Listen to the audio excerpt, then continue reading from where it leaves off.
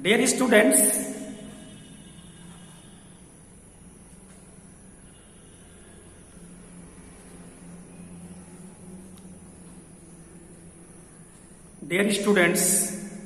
my friends, friend in the sense that a teacher shares his emotions, feelings, and ideas with his students.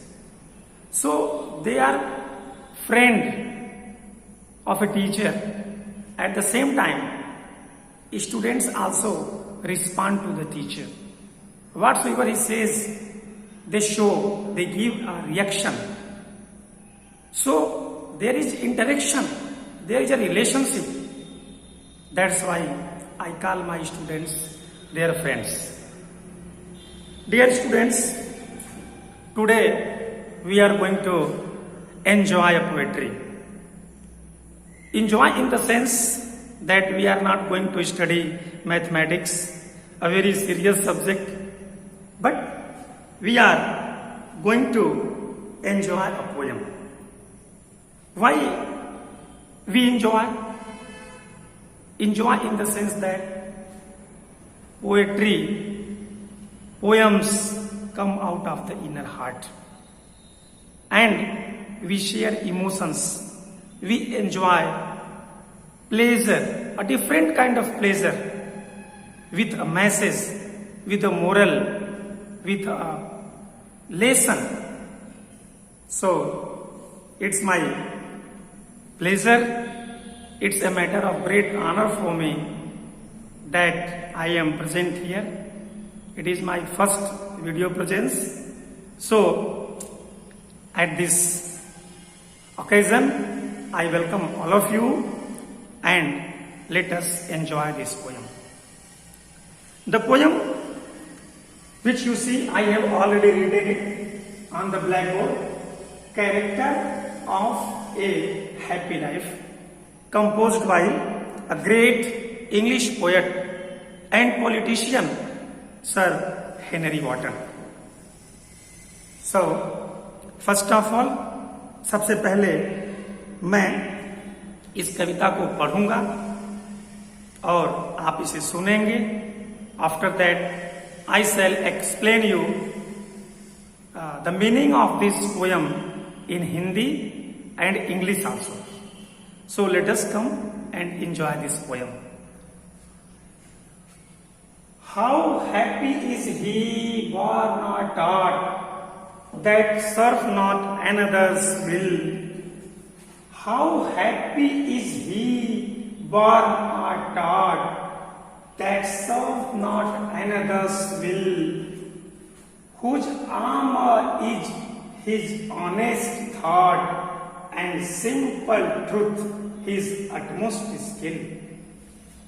Dear students, इस कविता में कवि हमें एक संदेश देता है. जनरली हमारा एक कंसेप्ट होता है कि प्रसन्न रहने के लिए हमें बहुत सारे उपभोग की वस्तुओं की जरूरत है. बिना उन वस्तुओं के हम जीवन में खुशी प्राप्त नहीं कर सकते.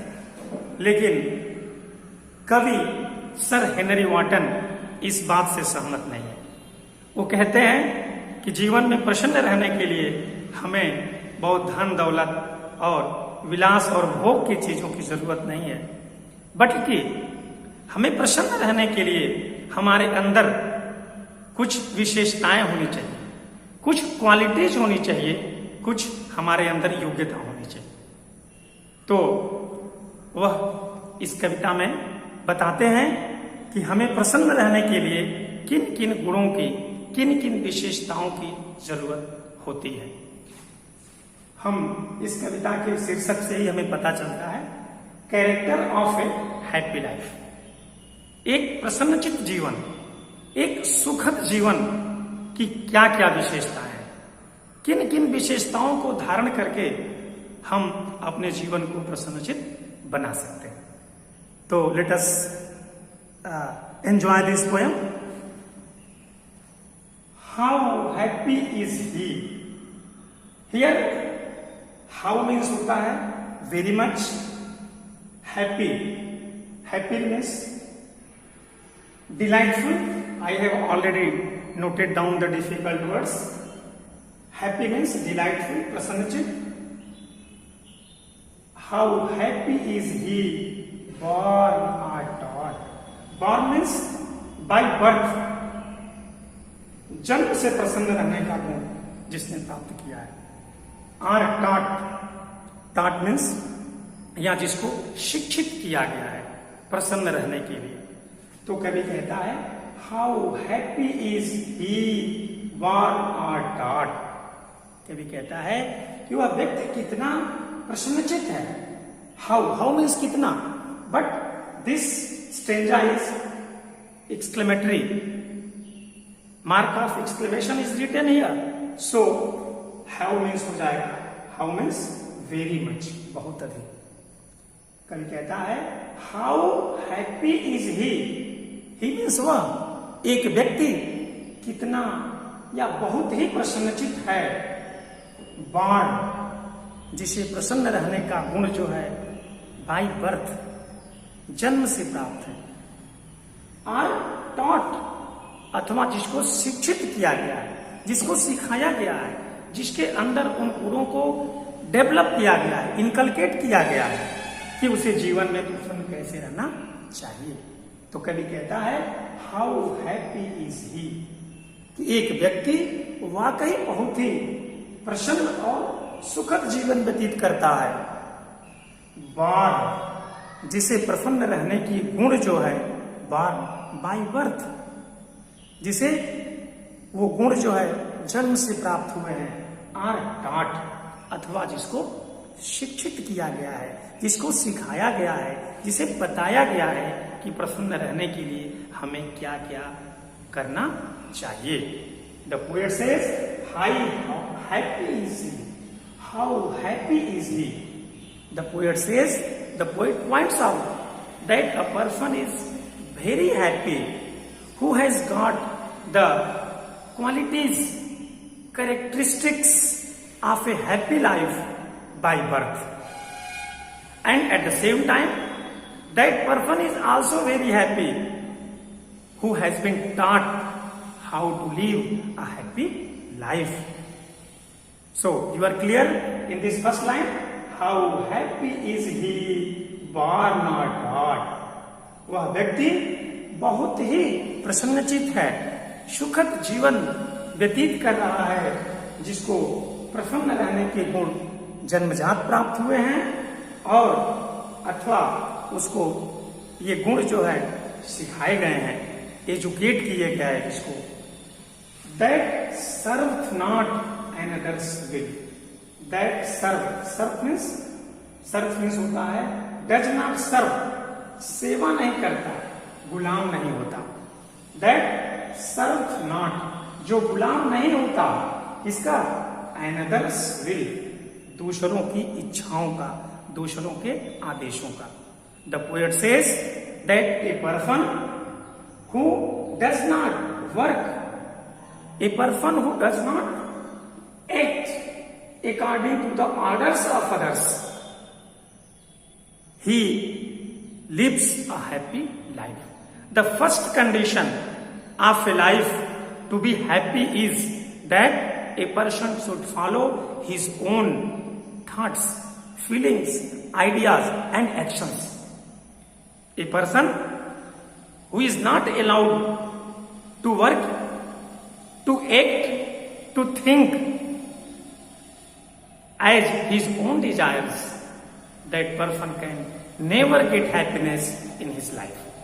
So here the poet says that serve not another's will.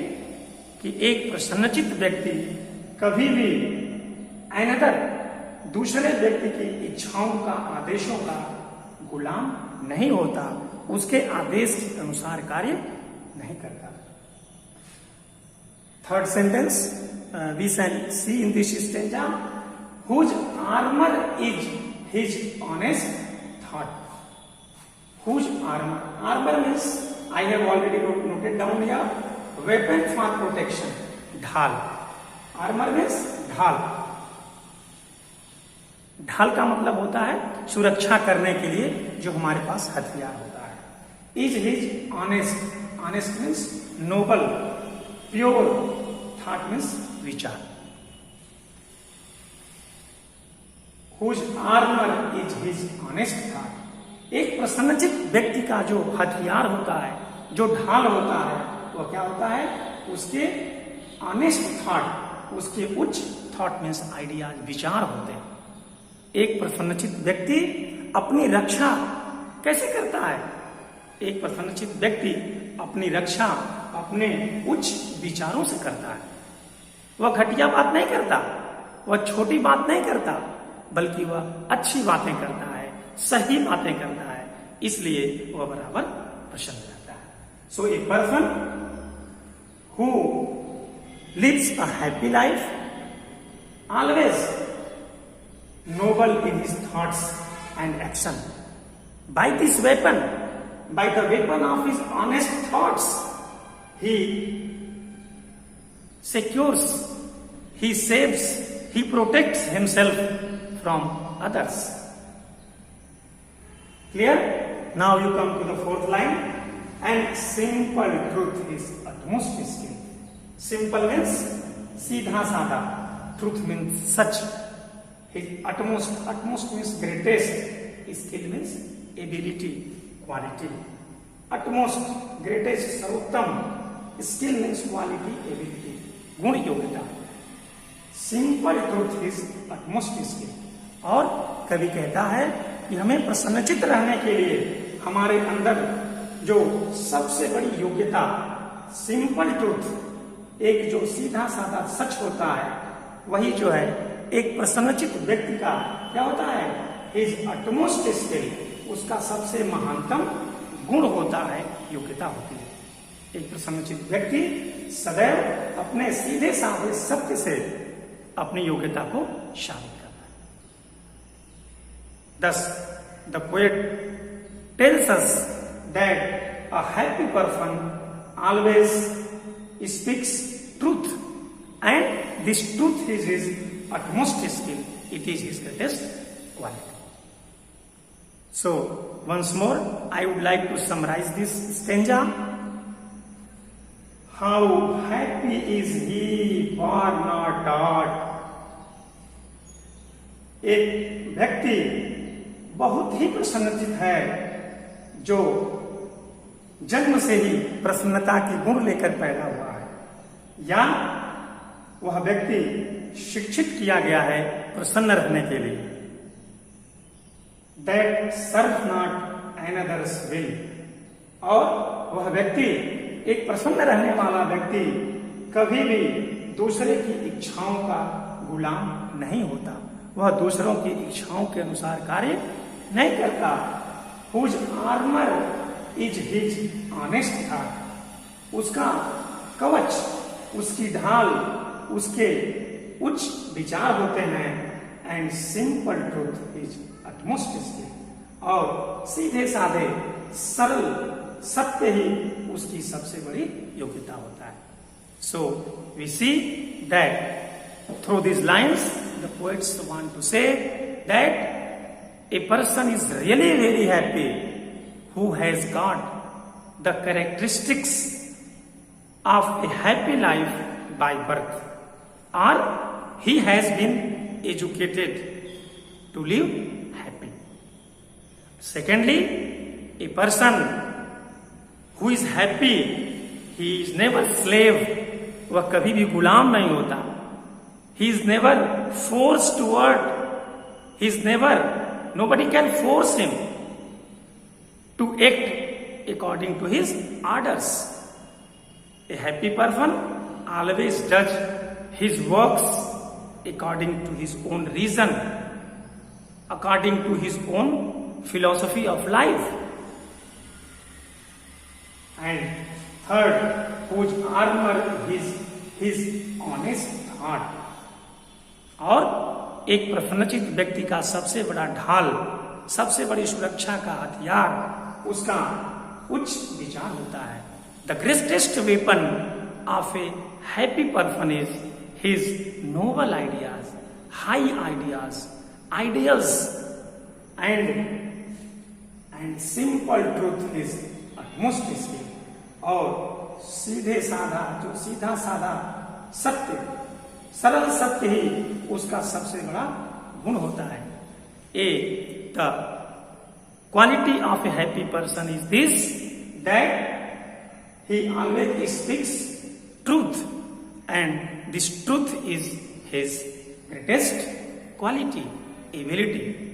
So to be happy, to live a happy life, we come to know that these materialistic things are not necessary, but we must have some qualities of heart and mind.